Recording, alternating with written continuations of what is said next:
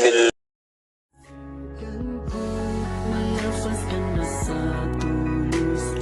Diri kita, tapi kita juga ada monolog diri kita, bercakap tentang diri kita.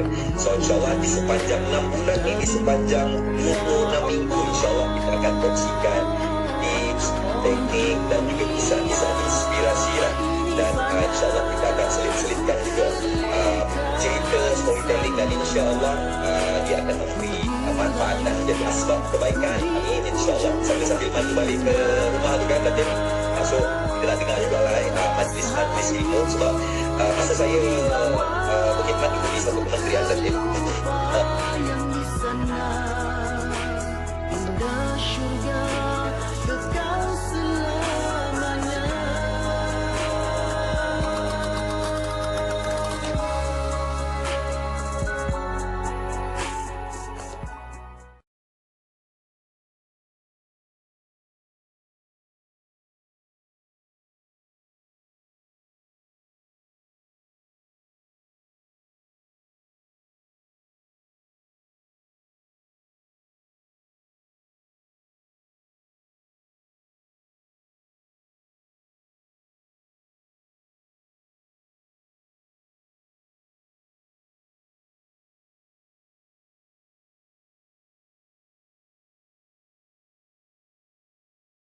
golongan yang lebih tua, tidak mengasihani golongan yang lebih muda, dan tidak mengetahui haknya terhadap golongan berilmu. Riwayat Ahmad dan At-Tabrani.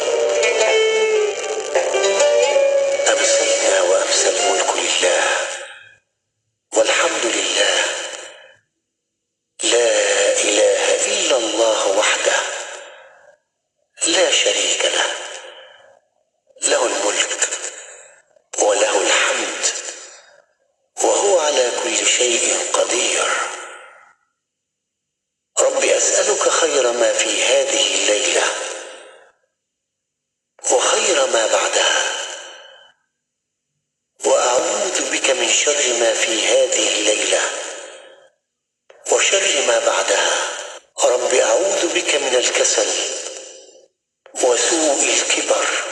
رب أعوذ بك من عذاب في النار وعذاب في القبر.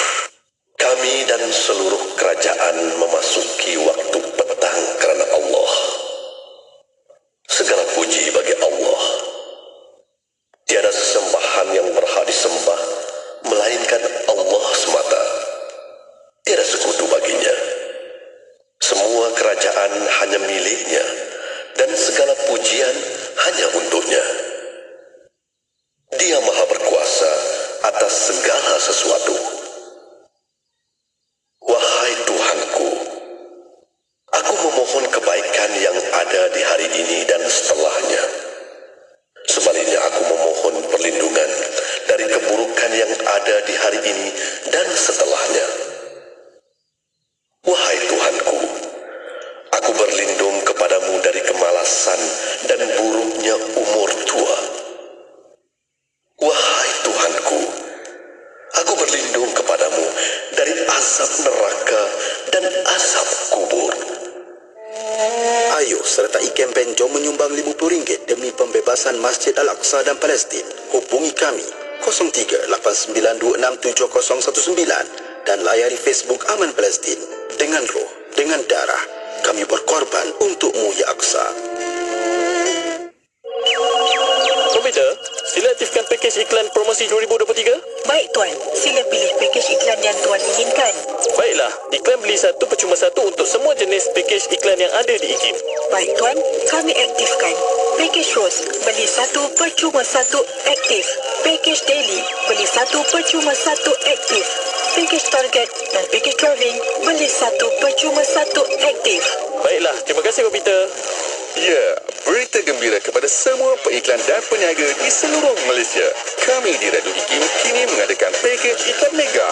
Beli satu percuma satu khas untuk anda. Anda beli satu, kami berikan satu lagi pakej iklan secara percuma. Jadi, beli satu, dapat dua. Beli dua, dapat empat. Beli tiga, dapat enam. Tunggu apa lagi? Hubungi kami di talian 019-650-7976 sekarang juga. Ruang iklan adalah terhad. Bertaluk kepada permaran syarat. Salah Faham Sains dan Agama telah dilancarkan oleh Premier Sarawak pada 26 Julai 2023. Buku ini mengupas beberapa persoalan yang sering kali ditimbulkan oleh masyarakat. Antaranya, pengertian sains, sejarah ringkas sains, sains dan agama dan banyak lagi. Buku ini diolah daripada program Sains dan Islam yang disiarkan oleh Radio IKIM dan bertujuan membantu pembaca mencari penyelesaian terhadap kekusutan dan kesalahfahaman tentang sains dan Islam. Dengan harga RM55, dapatkan di laman sesawang IKIM Niaga atau di aplikasi Shopee dan Lazada. Cari IKIM Jarak Niaga. Dapatkan sementara stok masih ada. Destinasi IKIM Inspirasi Inforia Islami.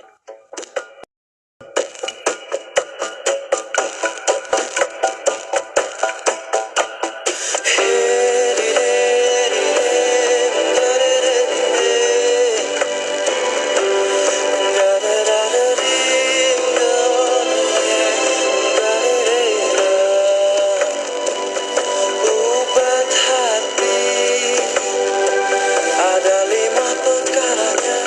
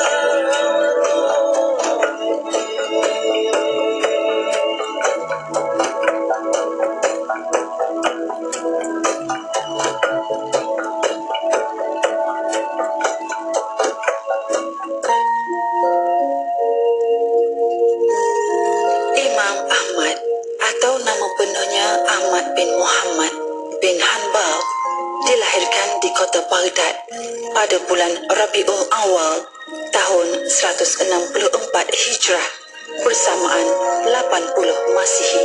Beliau merupakan salah seorang daripada 4 imam mazhab Ahlul Sunnah wal Jamaah. Bapa beliau telah meninggal dunia ketika beliau masih kecil. Lalu Imam Ahmad dijaga oleh ibunya yang sentiasa menasihati beliau agar mempelajari ilmu agama. Imam Ahmad menghafaz Al-Quran dan telah mendalami bahasa Arab. Dan pada ketika beliau berusia 15 tahun, beliau pun mulai mempelajari ilmu hadis. Untuk mendalami ilmu agama, Imam Ahmad telah mengembara ke serata bandar dan negara seperti di Mekah, Madinah, Kufah, Basrah, Syam dan Yaman. Hasil daripada pengembaraan ilmiah itu telah membuatkan beliau mengetahui betapa banyaknya hadis-hadis Nabi Muhammad sallallahu alaihi wasallam yang mulia.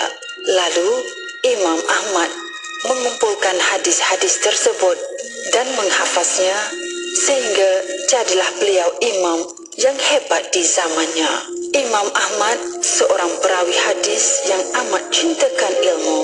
Salah sebuah karya besar beliau adalah Musnad Imam Ahmad yang memuatkan 40,000 hadis. Diriwayatkan Imam Ahmad menghafal sehingga 700,000 hadis. Kepakaran Imam Ahmad dalam ilmu hadis tidak ada keraguan lagi sehingga mengundang banyak tokoh ulama berguru dengannya. Kegigihan dan kesungguhan Imam Ahmad telah melahirkan ramai ulama dan perawi hadis yang terkenal seperti Imam Bukhari, Imam Muslim dan Imam Abu Daud. Imam Ahmad pernah berguru dengan Imam Asy-Syafi'i dan beliau merupakan antara anak murid Imam Asy-Syafi'i yang paling utama di Baghdad.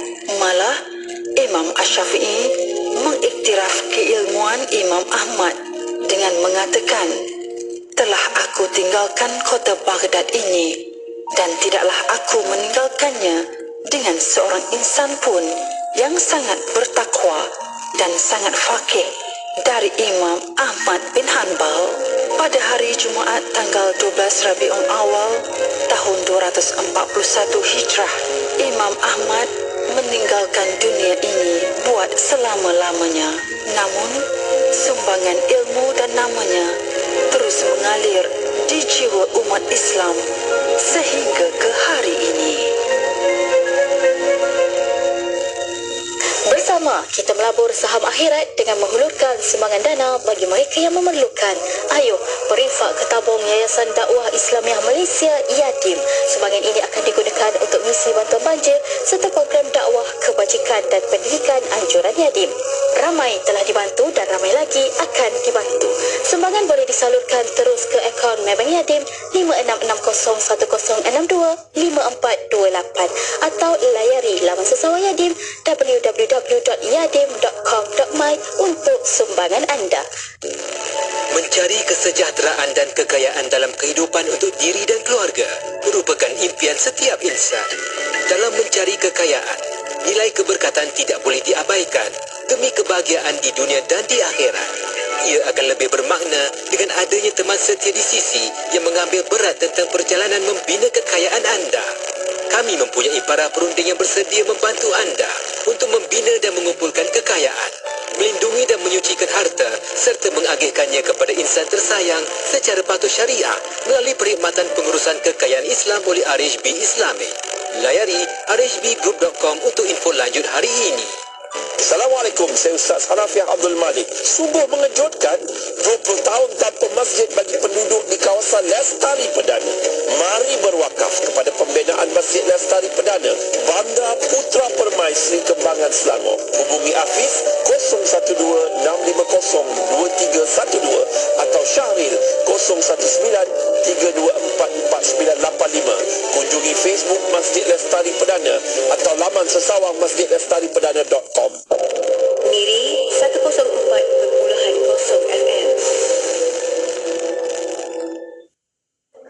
Syukran jazilan. Thank you. Terima kasih atas kesediaan anda bersama Radio Institut Kefahaman Islam Malaysia, IKIM, Inspirasi Inforia Islami. Syukur Alhamdulillah kepada Allah SWT kerana kita masih lagi diberikan peluang seluas-luasnya untuk bersiaran dalam segmen destinasi pada petang Isnin ini.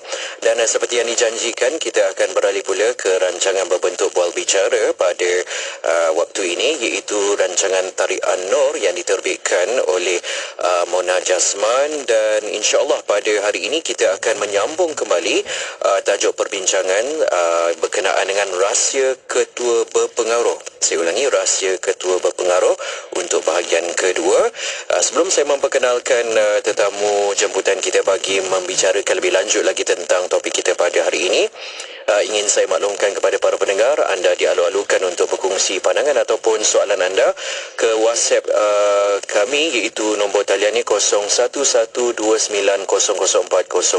Diulangi 0112900404, ataupun anda boleh melayari laman Facebook kami, cariannya ikim.fm. Ruangan disediakan untuk anda mengajukan pertanyaan ataupun anda ingin menyatakan pandangan anda tentang topik kita pada hari ini berkenaan dengan rahsia ketua berpengaruh bahagian kedua. Baiklah, untuk itu saya memperkenalkan pada petang ini tidak lain tidak bukan penyumbang bagi rancangan ini. Sahabat Minggu hadir secara langsung ke studio utama kami ini, iaitu dialu-alukan kehadiran yang berusia Tuan Rizal Rashid selaku jurulatih komunikasi. Assalamualaikum warahmatullahi wabarakatuh. Waalaikumsalam warahmatullahi wabarakatuh. Apa khabar Ustaz Nazri? Alhamdulillah, nampak segar bugar Tuan Rizal pada hari ini. Masya-Allah, terima kasih. Ini mungkin berkait rapat dengan tajuk perbincangan ni lah ya. InsyaAllah. Dan juga kita mengharapkan juga ada input-input daripada para pendengar yang akan bertanyakan soalan, menyuarakan pandangan mereka. Dan di sebelah Tuan Rizal pada hari ini merupakan pengurus besar General Manager Neuronworks International Senyap Berat, iaitu yang berusia Tuan Izzat Rusiyadi. Assalamualaikum warahmatullahi wabarakatuh. Waalaikumsalam warahmatullahi wabarakatuh. Terima kasih DJ Nazri. Ya, selamat datang ke studio utama kita. Saya dikabarkan pertama kali. Apapun kita mengharapkan kita bersantai-santai sajalah ya petang ni dan menceriakan keadaan untuk rancangan Tariq An-Nur bagi edisi 15 Rabiul Akhir 1445 Hijriah. Dan saudara, anda boleh menonton siaran kami ini menerusi laman Facebook kami ini, dipancarkan secara live di laman Facebook kami, cariannya ikim.fm. Baiklah Tuan Rizal, sebagai permulaan mungkin Tuan Rizal dapat mengimbas kembali, andai kata ada para pendengar terlepas mengikuti siri ini bercakap tentang rahsia ketua berpengaruh, mungkin dapat mengimbas kembali poin-poin yang paling penting untuk kita ketahui menerusi tajuk ini, rahsia ketua berpengaruh. Silakan. Alright, terima kasih bagi DJ Nazri. A'udzubillahi minasyaitonirrajim. Bismillahirrahmanirrahim. Qala rabbi shrah li sadri wa yassir li amri wahlul 'uqdatam min lisani yafqahu qawli. Allahumma alhimni rusydi wa a'idni min syarri nafsi, rabbi zidni ilman warzuqni fahman. Allahumma salli ala sayyidina Muhammad wa ala ali sayyidina Muhammad kama sallaita ala sayyidina Ibrahim wa ala sayyidina Ibrahim wa barik ala sayyidina Muhammad wa ala sayyidina Muhammad kama barakta ala sayyidina Ibrahim wa ala sayyidina Ibrahim fil alamin innaka Hamidum Majid. Sekali lagi Assalamualaikum DJ Nazri dan kepada rakan-rakan yang saya hormati sekalian. Dekat komen pun ada ramai yang dah online Kita ada Tuan Azinuddin hadir daripada UTC Alostar, masya-Allah. Puan Sharifah Kasim, Puan Rozaima dan ramai lagi lah. Puan Siti Suhaila pun tak ketinggalan. So petang ni kita nak recap apa yang telah kita bahas minggu lepas. Dan bila kita sebut tentang ketua, pernah tak kita mengalami situasi ataupun pernah tak kita dengar staff-staff yang tak respect pada ketua dia, ataupun pernah tak kita mengalami situasi di mana ataupun mungkin kita terdengar satu ketua organisasi yang staff-staff dia lebih respect orang lain berbanding dia punya ketua organisasi tu. Pernah tak? Dan tuan dan puan, pernah tak kita tertanya-tanya apa sebenarnya X factor seseorang yang menjadi seorang ketua? Pernah tak DJ Nazri, kan kita jumpa orang yang dia bukanlah ketua secara organisasi, tapi orang respect dia, orang maksudnya orang hormat dia. Kalau apa-apa pertanyaan mesti orang akan tanya pandangan dia. Dia bukan ketua, tapi orang letakkan dia sebagai ketua. So tuan dan puan, minggu lepas DJ Nazri kita telah bahas yang mana leadership ni sebenarnya bukan personal, ataupun dia bukanlah position, tapi itu adalah personal, right? Dan bila kita sebut tentang ketua ni, dia ada dua jenis ketua, ada dua jenis leader. Yang pertama adalah transformation transformational leader, itu yang pertama. Dan yang kedua adalah transactional leader. Dan bila kita sebut tentang leader ataupun transformational leader, dia ada beza dia. Kepada rakan-rakan yang sedang menonton, mungkin ada yang nak salin, boleh salin, tapi yang sedang drive, anda boleh dengar sajalah dan jangan lupa boleh tonton semula. Bila kita sebut tentang apakah beza antara transformational leader dan transactional leader, transformational leader ni dia adalah seorang leader yang berorientasikan visi, vision. Dia adalah visionary. While transactional leader ni dia bersifat bidang tugas. Dan untuk transformational leader, mereka selalu memberi inspirasi dan motivasi kepada tim dia untuk kebaikan tim lah. So itu adalah transformational leader. Dan transactional, bagaimana dia mentadbir satu-satu organisasi. Dia mentadbir satu-satu organisasi dengan rewards and punishment. Maksudnya kalau orang tu perform, dia bagi reward lah. Tapi kalau orang tu tak perform, dia bagi punishment. Dan yang ketiga, kalau transformational leader, dia bersifat improvement. Maksudnya kalau seorang staff dia tu improve, dia bagus. Tapi untuk transactional leader, dia bersifat result oriented. Maksudnya KPI dia kalau tercapai, bagus. Kalau tak tercapai, tak bagus. So tuan dan puan, mungkin ada yang bertanya, bagus ke tak transformational ni? Mana satu yang bagus? Transformational ke transactional? Sebenarnya dua-dua bagus. Tapi yang paling tinggi ataupun ultimate level sebagai seorang ketua adalah transformational leader. Dan tuan dan puan, that is why kan, saya nak yang pendengar-pendengar ni, yang pendengar-pendengar kita ni di Nazri, kena dengar, especially ketua-ketua jabatan, ketua-ketua unit, ketua organisasi, business owner, ketua parti, siapalah, especially saya ni lah di Nazri. Sebab saya ni yang bercakap. Arwah bapak saya selalu pesan, dia kata Allah Subhanahu Wa Taala jadikan satu mulut, dua telinga untuk kita banyak mendengar. Dan sebenarnya bila saya bercakap ni, saya nak remind diri saya. Dan tuan dan puan, minggu lepas juga kita telah bahas tentang ultimate level ataupun ketua yang paling tinggi, jenisnya apa? Jenisnya adalah transformational leader.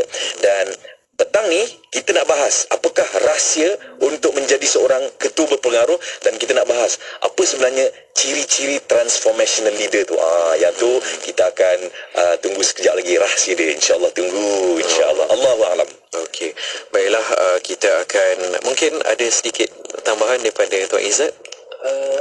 Okey. So untuk saya mungkin betul lah penerangan yang Tuan Rizal maklumkan tadi tentang leader kan. So basically nanti insyaAllah di slot yang seterusnya nanti saya akan kongsikan juga tentang bagaimana cara kita nak mempengaruhi kita sebagai leader nak mempengaruhi generasi Z, generasi zaman sekarang ni.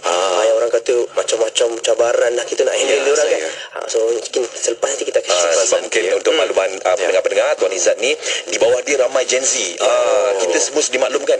Kita mempunyai situasi di mana Gen Z ni macam-macam lah, banyak perangai lah. So soalan dia adalah macam mana? Macam mana tu? So again, kami percaya bahawa for things to change, I must change first.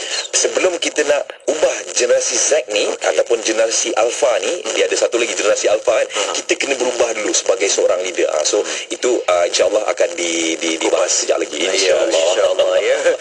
Okey, jadi kepada anda yang masih lagi sudi mengikuti rancangan kami ini, teruskan kesetiaan anda dan akan kembali selepas ini, jangan ke mana-mana.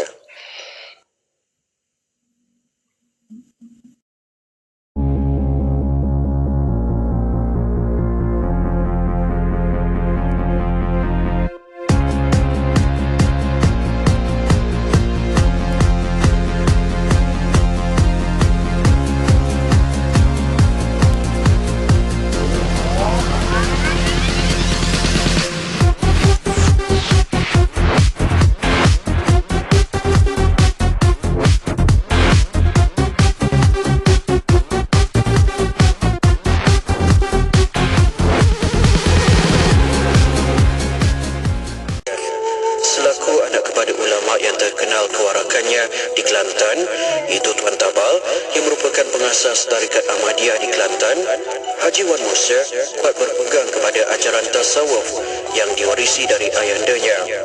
Ini jelas apabila walaupun usianya masih muda, beliau begitu berdisiplin, kuat beribadah dan menelaah kitab-kitab agama. Haji Wan Musa amat disanjung sebagai tokoh agama yang sangat cintakan ilmu pengetahuan dan karya-karya Islam yang agung sebagaimana dicatat oleh para pengkaji. beliau pernah mengutus surat kepada gurunya Syekh Ahmad Al-Fatani di Mekah untuk membantunya memilihkan kitab-kitab karya ulama tersohor. Malah dinukilkan bahawa Haji Wan Musa menghabiskan wang sakunya semata-mata untuk membeli kitab ulama besar di Mekah hanya kerana dirinya yang sangat cinta dan pentingkan ilmu pengetahuan. Lanjutan dari itu, beliau membina surau untuk dijadikan tempat pengajian bagi mendidik anak bangsa mengenal Allah Subhanahu Wa Taala. Sebagai tokoh berwibawa, halaqah pengajian di suraunya di Jalan Merbau, Kota Baru, Kelantan berjaya melahirkan ramai pendakwah berlapis yang mampu mengajar dengan baik dan berkesan. Semasa hayatnya, Haji Wan Musa pernah memegang jawatan Mufti Kelantan dari tahun 1908 hingga 1916 Masihi. Mufti Haji Wan Musa kembali ke alam baka pada hari Sabtu 24 Zulkaidah 1357 Hijriah bersamaan 14 Januari 1939. Beliau dikebumikan di tanah perkuburan Kampung Banggol, Jalan PCB, Kota Baru, Kelantan.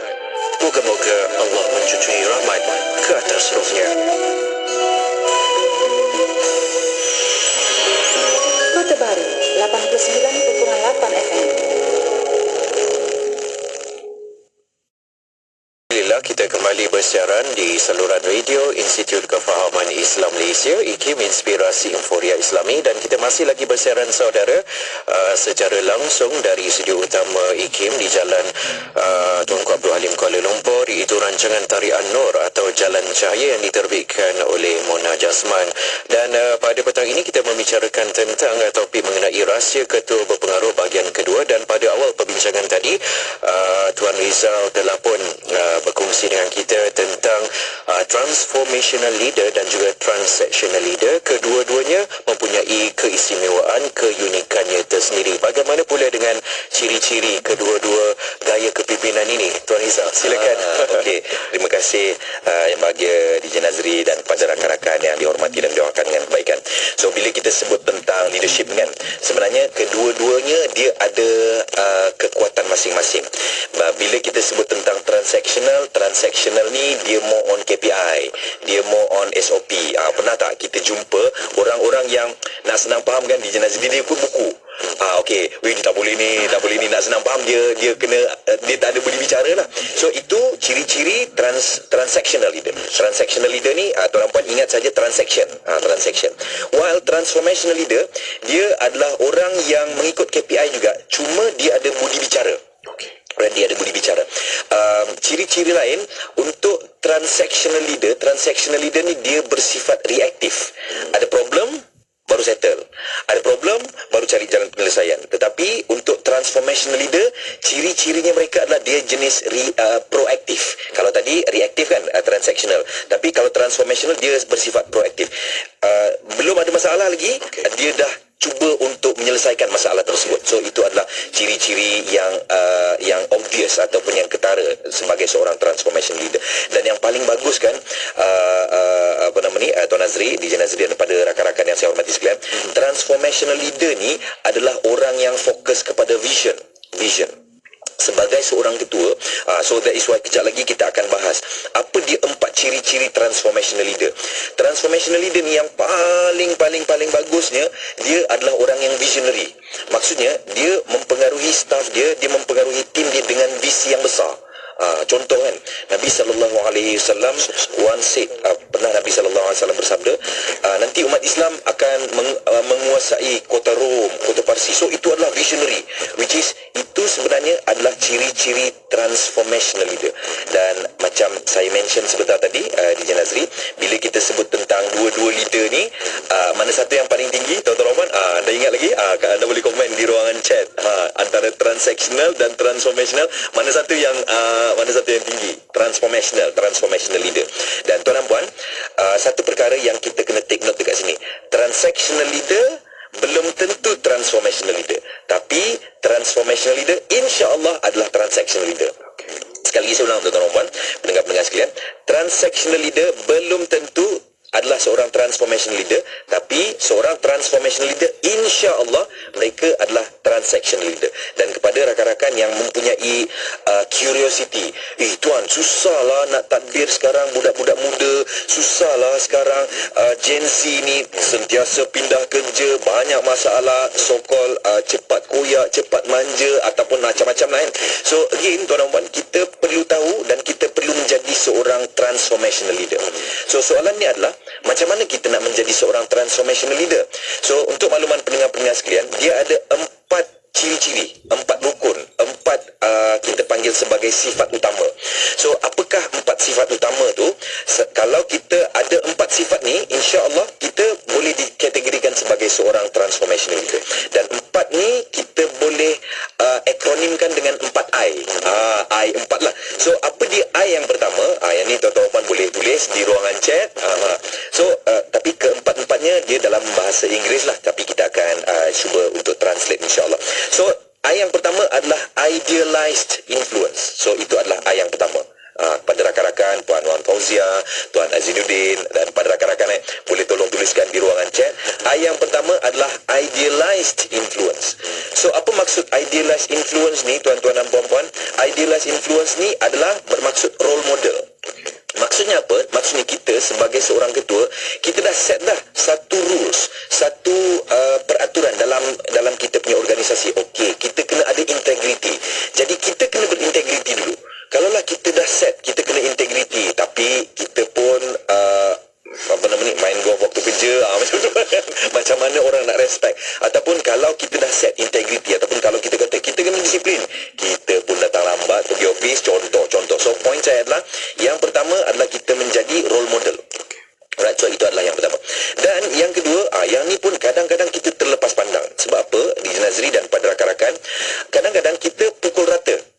Aku boleh, kenapa kau tak boleh? Aku hari tu boleh buat ni, kenapa kau tak boleh buat ni? Aku boleh join je program ni, kenapa kau tak boleh join? So maksudnya kita ada tendensi untuk pukul rata. Dan ciri-ciri yang kedua ni, apa dia tuan dan puan? Yang kedua ni adalah individualized consideration.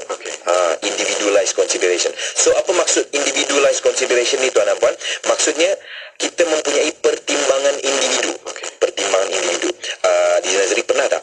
Ada satu video yang tular, yang mana ada seorang ketua polis lah, ketua polis, yang mana dia bercerita bahawa dia ada anak buah yang dinaikkan pangkat.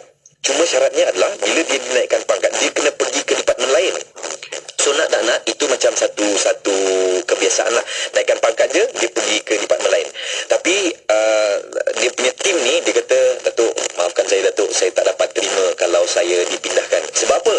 Sebab dia kata dia ada isteri yang sakit, dia kena bantu isteri dia untuk bisnes sekian-sekian, dan dia ada anak yang sakit. So kalau dia dipindahkan ke tempat lain, dia dah lari jadual dah. Dan dekat situ dengan kebijaksanaan ketua ni tadi, dengan individualized consideration, dia meletakkan individu itu di tempat asal. Maksudnya again, kita perlu berlaku adil. Dan bila kita sebut tentang adil adalah kita meletakkan sesuatu di tempatnya. So itu adalah yang kedua. Dan yang ketiga tuan-tuan puan, yang ketiga adalah inspirational motivation. Inspirational motivation. Apa maksud inspirational motivation ni tuan dan puan? Maksudnya kita sebagai seorang ketua, kita perlu selalu memberi inspirasi. Right? Dan kita selalu memberitahu visi kita dengan jelas. Kita selalu memberitahu apakah kita punya end game, apakah kita punya nanti visi besar kita lah. Macam contoh kami di Neuronworks International, kita nak orang di Malaysia insya-Allah boleh bercakap dengan beradab. So ini kita punya visi, contoh-contoh. Jadi sebagai seorang ketua, yang ketiga adalah inspirational motivation. Dan yang keempat, yang terakhir tuan-tuan dan puan, adalah intellectual stimulation. Intellectual stimulation. Terima kasih kepada rakan-rakan yang sudah menyalin Tuan Azinuddin kan. Tuan Puan Rosni Hassan pun transformation leader, sudah pasti seorang transactional leader. So yang keempat ni apa dia tadi? Iaitu intellectual stimulation. Apa maksud intellectual stimulation tuan-tuan dan puan? Intellectual stimulation adalah kita sebagai seorang ketua memberi kepercayaan kepada tim kita untuk berkarya, untuk berkembang, berinovasi. Kita bukan syok sendiri je. Okey, kalau aku cakap A lah, so kita tak dengar pun apa pandangan tim kita, apa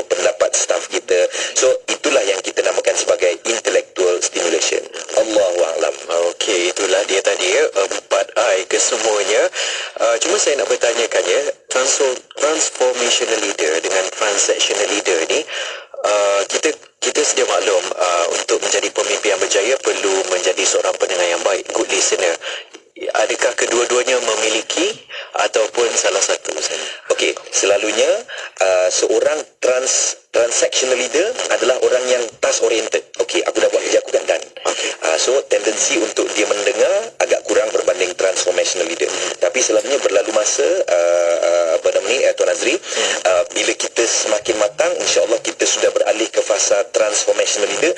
Daripada situlah kita sepatutnya menjadi great listener, dan orang-orang yang mempunyai ciri-ciri transformation leader selalunya adalah great listener, insya-Allah. Allahuakbar. Dan juga terbuka kepada pandangan. Betul. Terbuka kepada pandangan, terbuka kepada kritikan juga, dan dia tidak judge. Oh, dia ni tak boleh, itulah dia ni lemah contohnya. So kita sebagai seorang ketua, kita perlu menjadi seorang pendengar yang baik. Sebab great leader is a great listener. Bermakna transactional leader ni boleh membentuk diri mereka menjadi transformational leader. Betul. Dengan berdasarkan kepada 4 prinsip yang telah dinyatakan sebentar tadi. Baiklah Tuan Izzal, kita akan berehat seketika, dan juga Tuan Izzat, dan sebentar saja lagi kita akan mendengar penjelasan daripada Tuan Izzat untuk slot yang berikutnya. Kita akan berehat seketika, kembali selepas ini untuk rancangan Tariq An-Nur.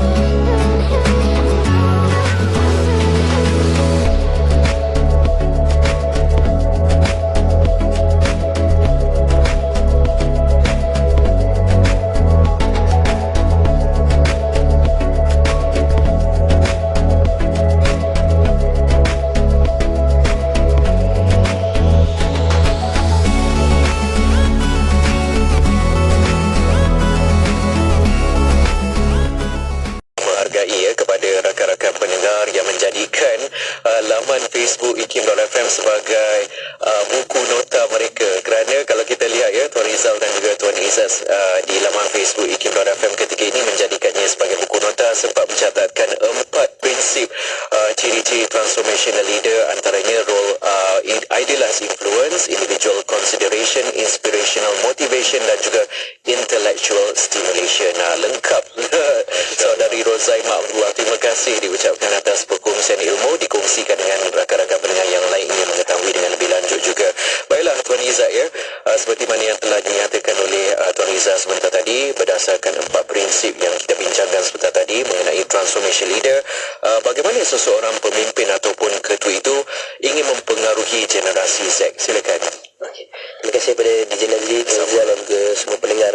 Okay, Alhamdulillah, saya berbalik pada soalan tadi tu, sebenarnya Alhamdulillah saya experience ada staff yang lebih umur daripada saya, dan juga saya experience juga ada staff yang Gen Z ni kan kita boleh panggil. So satu pengalaman yang seronok. So saya lihat daripada Gen Z ini ada beberapa perkara yang kita boleh ambil ataupun kita boleh take note lah untuk kita nak mempengaruhi mereka lah. So yang pertama sekali saya lihat adalah tentang bagaimana kita untuk memberi arahan lah, dari segi memberi arahan. So untuk kita memberi arahan tak mempengaruhi mereka adalah kita perlu bahasa orang putih dia tu walk the talk lah.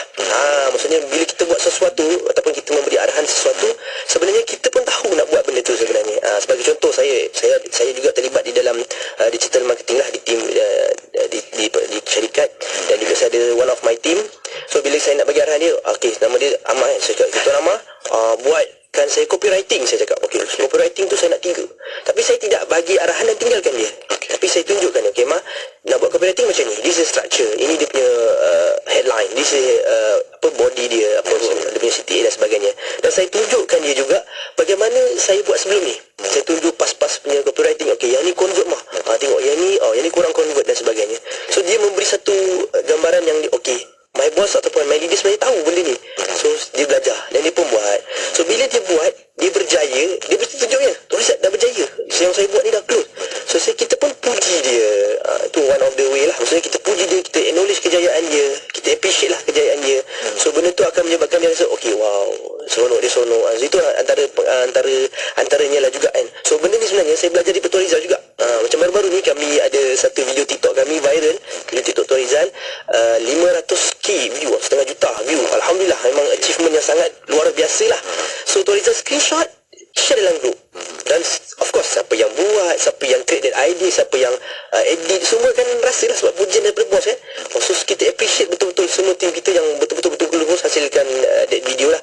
So semua pun happy, Alhamdulillah. Tu antara yang saya lihat, antara perkara yang mana untuk Gen Z ni kita perlu walk the talk satu, dan kita perlu puji mereka atau beri penghargaan atas apa atau kejayaan yang mereka dah laksanakan lah. Okey, di samping itu juga saya lihat untuk Gen Z ni saya personally lah adalah berkenaan dengan gap kita. So sebenarnya kita of course leader, kita perlukan respect daripada tim supaya of course kita bagi arahan, so mereka akan dengar dan sebagainya. Tapi kita tidak boleh letakkan gap itu terlalu jauh. Maksudnya kita letak tak apa, jauh lah maksudnya kan. So antara cara-cara saya sendiri saya buat untuk tim saya, so especially untuk Gen Z ni kan, saya letakkan gap saya itu tidak terlampau jauh, tapi hormat tu still ada.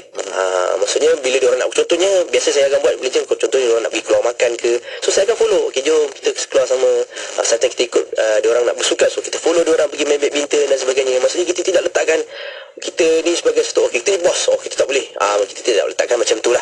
So itu antara gap yang saya rasa penting itu juga sebagai seorang leader, nak pengaruhi Gen Z ni. Maksudnya kita kena berada di kasut mereka ataupun kita kena rapat dengan mereka. Itu salah satu cara jugalah yang saya laksanakan lah. Dan yang terakhir mungkin bagi saya adalah tentang bagaimana kita memberi peluang kepada tim-tim kita untuk explore apa yang mereka suka buat. Macam yang Tuan Rizal selalu mention pada kami, tim sebenarnya dekat sini adalah di international adalah tempat kita orang semua bereksperimen, belajar. Macam kita dulu belajar di universiti kan, so kat tempat kerja ini pun sempat you belajar. So dari situlah kita latih untuk tim-tim kita, especially Gen Z ni, untuk ada rasa macam okey, aku kena explore something. So mungkin nak bagi contoh jugalah, perkara ini berlaku juga pada tim saya. So dia kata, Tuan Rizal, kenapa kita tak buat booth, dia kata, masuk booth, promotekan program Tuan Rizal. Boleh you explore, you try, cuba tengok macam ni kita nak buat. Saya cakap macam tu. So dia pun call sana sini, dia Google dan sebagainya, dia dapat input. So, buat atau tidak buat itu nombor 2, tapi kita bagi dia peluang rasa macam okey, kita kena explore ni. Dan Alhamdulillah tim tu memang sangat sukalah. Dan mungkin saya tak pernah share lagi dengan Tuan Rizal, benda ni pun baru berlaku minggu lepas. One of my team, dia datang kat saya secara personal, dia kata, Tuan Rizal, kita kena do something lah Tuan Rizal untuk tahun depan 2024, kita kena naikkan syarikat ni. Dia cakap macam tu lah. Sebab saya dah sayang lah, dia dah sayang, dia perasaan tu datang daripada dia. Macam saya tak saya paksa dia ke apa kan, dia sendiri cakap, saya dah sayang lah company ni, kita kena buat something lah tahun 2024 ni. Nampak tak, maksudnya kita dah berjaya hasilkan, dia Gen Z, dan kita berjaya hasilkan perasaan tu, dan dia luahkan macam tu. So saya seronok lah. Saya tak pernah cerita lagi dengan Tuan Rizal tentang perkara ni. Ini pengakuan eksklusif lah. Alhamdulillah, nak cerita lagi. Okey. Alhamdulillah. Mungkin Tuan Rizal nak menyambung, nak memberi respon dari segi mengekalkan momentum tu macam mana? Okey, just nak share, ada satu komen dekat sini. Dia kata saya leader di jabatan tapi tiada ciri-ciri di atas. Okey, untuk makluman tuan-tuan dan puan, bila kita sebut tentang 4 ciri-ciri 4I ni tadi, which is kita punya intellectual stimulation, inspirational motivation, idealized idealized influence dan juga individualized consideration. Sebenarnya dia bukanlah perkara yang datang overnight lah. Dia perlu dipelajari. Dan kesinambungan daripada apa yang Tuan Izzat mention ni tadi, sebagai seorang ketua, sebenarnya pada saya, kita tidak boleh rasa kita ni bagus, kita tidak boleh rasa aku boleh buat semua. Tak. Sebab pada saya, kalau kita nak pergi jauh, kita kena datang dengan grup, datang dengan tim.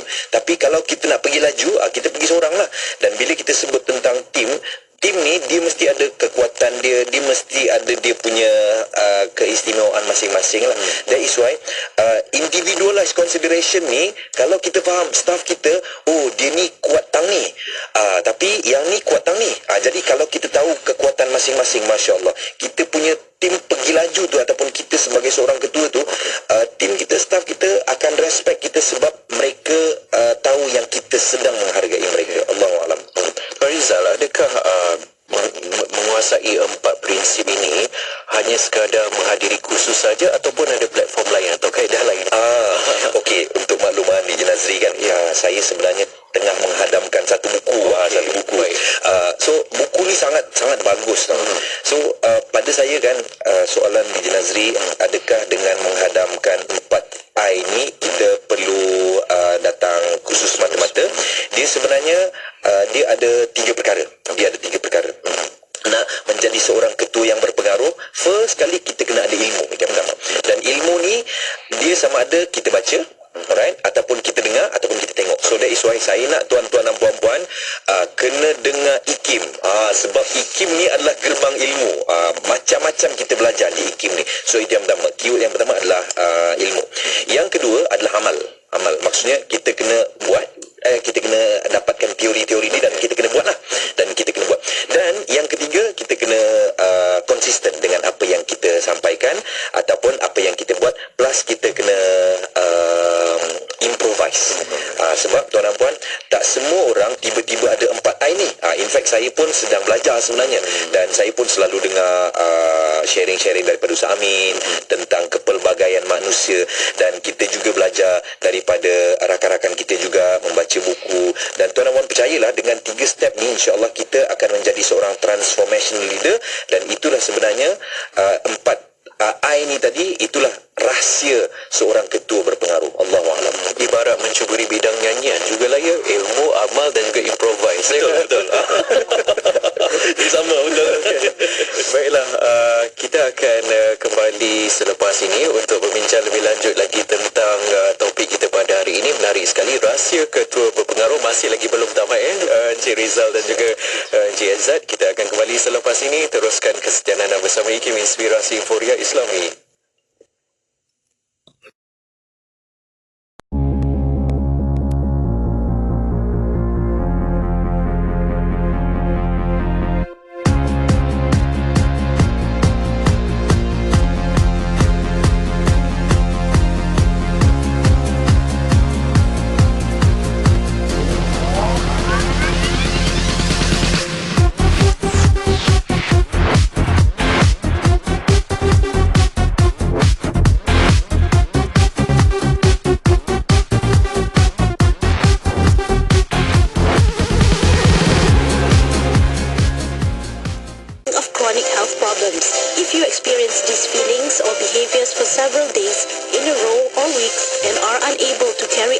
Responsibilities. Because of them, seek a professional help immediately. There is no shame in seeking help. You're not alone on your battle of mental health. This mental health care message is brought to you by IKIM. Radio IKIM memberi anda motivasi terbaik di waktu pagi bersama Luke dan Tian di Warna Pagi IKIM. Setiap Isnin hingga Jumaat 6 hingga 10 pagi. Kita dalam negara kita mesti bantu dalam penjagaan mental. Ya, tuan-tuan dan puan-puan, please, dengan izin, be a good listener. Jadilah seorang pendengar yang baik. Baik-baik Malaysia.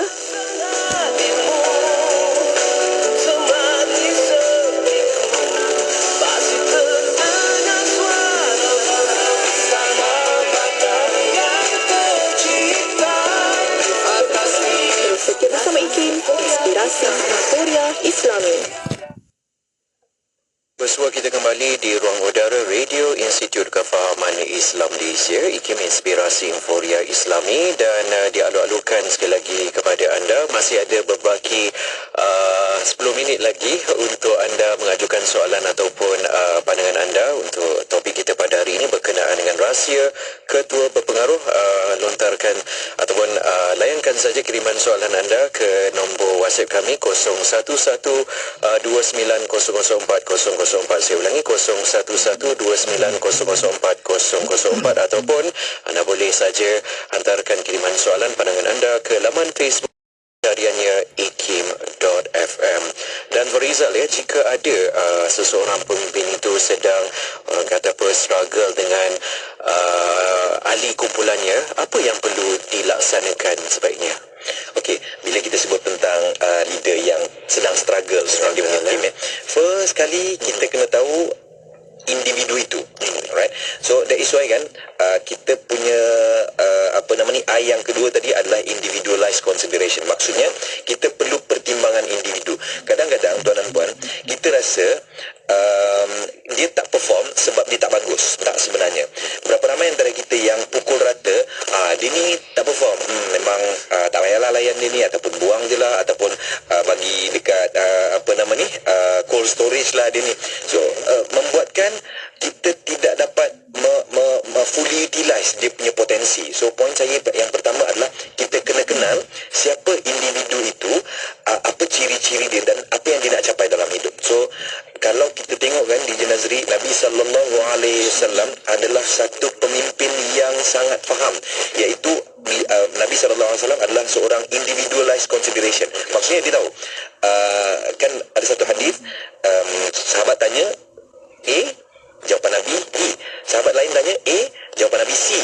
Sebab apa? Sebab Nabi tahu apakah keperluan seseorang itu. Jadi jawapan saya adalah, kalaulah contoh kita sebagai seorang leader, kita sedang struggle dengan tim kita, first kali kita kena tahu apa yang mereka nak, ataupun kita kena kenal siapa tim kita. Itu yang pertama.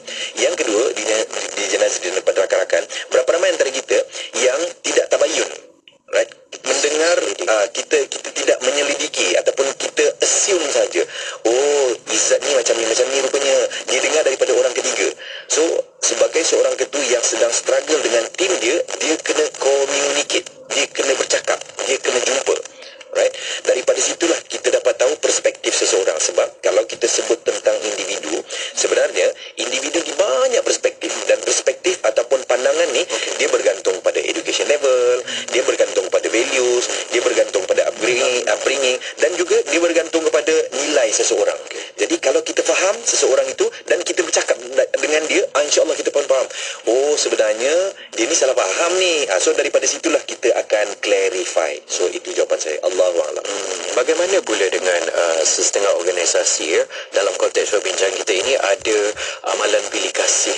Itu bagaimana tu?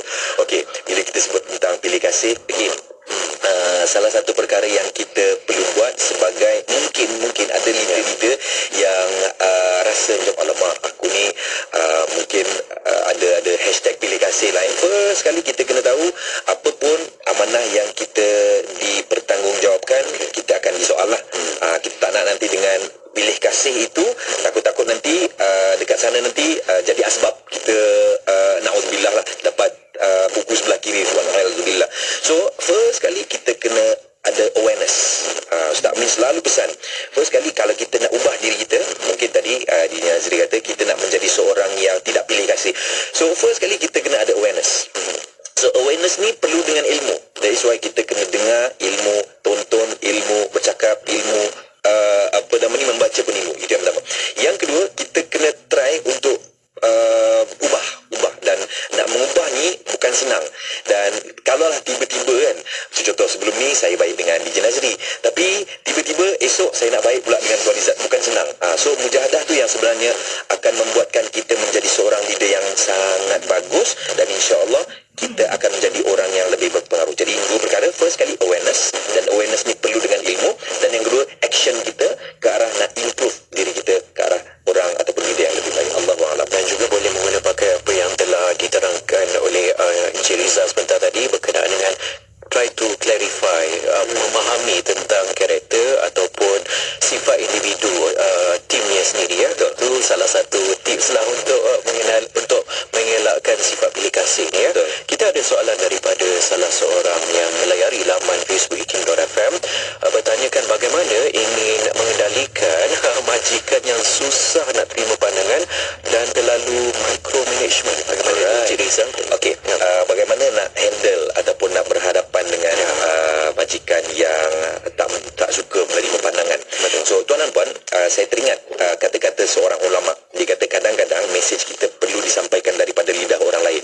Sekali lagi saya ulang tuan-tuan dan puan, ada satu ulama bagi tahu kadang-kadang kita perlu sampaikan mesej kita daripada lidah orang lain. Jadi saranan saya, tipsnya adalah kita boleh sampaikan mesej kita, pandangan kita kepada orang yang lebih dipercayai oleh bos tu.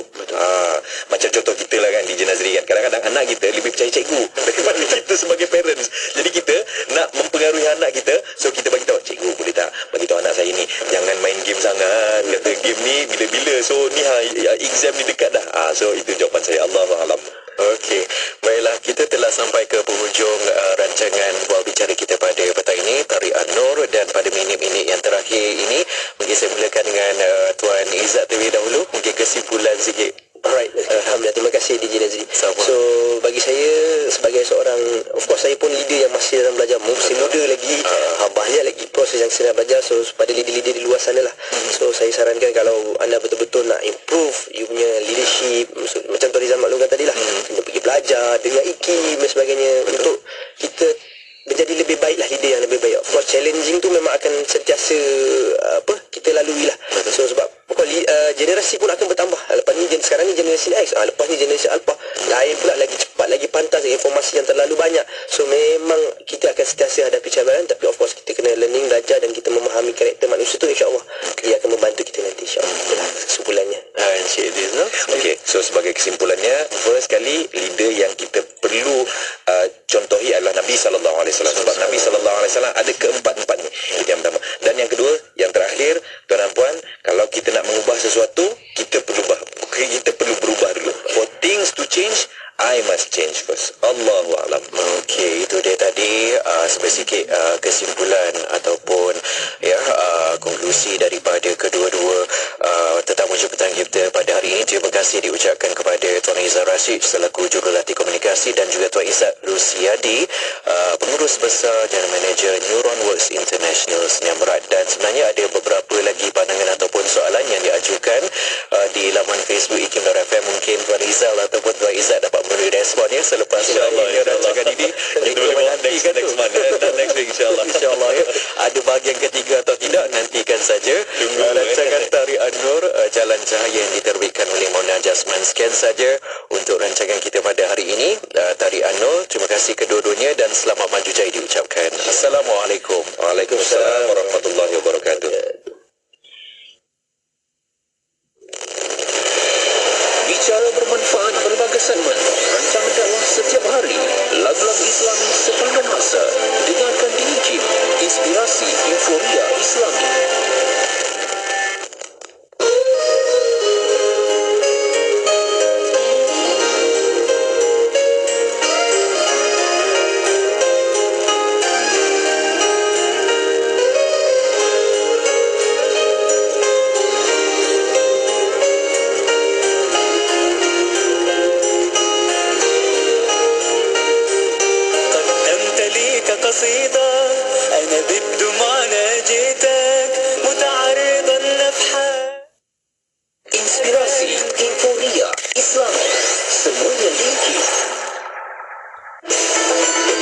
Sekarang disampaikan waktu salat Maghrib bagi bandar